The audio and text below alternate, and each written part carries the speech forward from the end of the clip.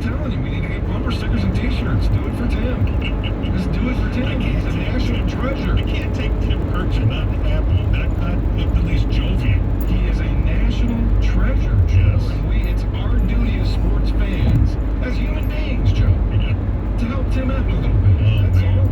In this moment where all of us are desperately wanting to help our fellow man, Tim is one of those people that needs some help right now. Everybody, I'm looking to lift everybody up, boy. You know, hopefully the rising tide brings all boats. Put Tim in that too. So a lot going on there, and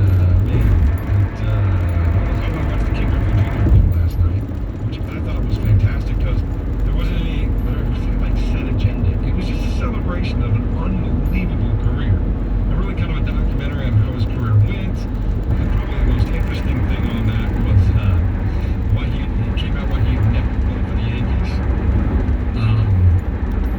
And basically, when his dad, King Griffey Sr., had played for the Yankees, Junior was hanging around the clubhouse, like a lot of kids do. And George Steinbrenner saw that and said, hey, send somebody down and tell King Griffey that no kids allowed in the clubhouse. And so they delivered that message. And meanwhile, King Griffey Sr. tells the King Griffey Jr., he goes, dude, look what's happening out at third base. Remember Craig Nettles, third baseman? His kid's over there taking ground balls. Well, Junior's being kicked out of the clubhouse.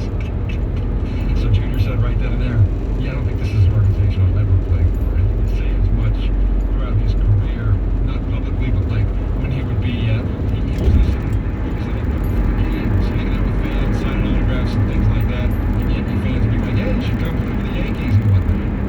I came up to visit my dad, and it was just me and him, and got to the ballpark early. I'm sitting in the dugout, and security guard comes up and says, hey, George doesn't want anybody in the dugout. But he was like, he's my son. So he goes, all right, hey, go in my locker. He goes, but before you go, look at third base. It's Craig Nettles' son taking ground balls at third base.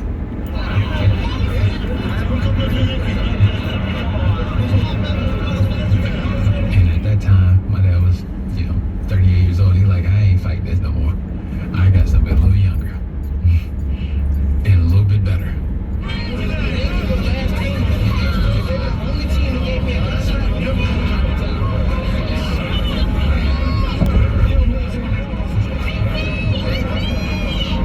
There's certain things that a dad drills into you as a kid that just sticks with you. And that was one of them. I mean, What, to beat the Yankees? yeah.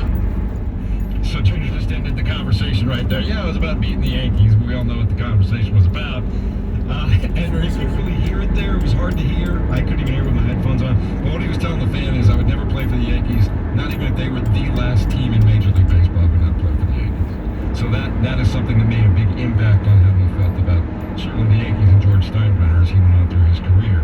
But more than that, I mean, we had forgotten.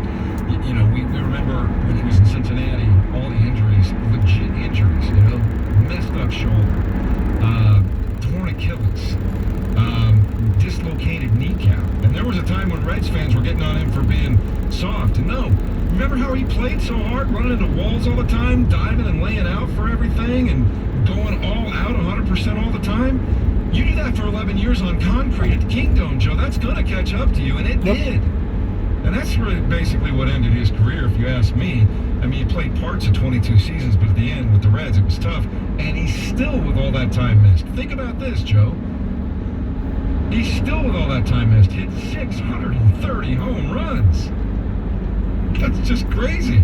He was the youngest guy to ever get to 350, and that's kind of when the injuries started to pile up. And he still hit another 300 home runs after that. 22 years? Parts of it, yeah. Still. He played 22 years. That's going to take it out of anybody in any sport. Remember the Spider-Man catch when he broke his hand? He just slammed himself up against the wall to catch a ball, and he broke his hand, and it just his wrist and hand area was... And he missed a bunch of games that year. And he just... That's the only way he knew how to play, man, was go 800 miles an hour and go get the ball. And that's what he did. But yeah, 11 years of that Kingdome just killed his career. I've walked on that surface before they thankfully destroyed that thing.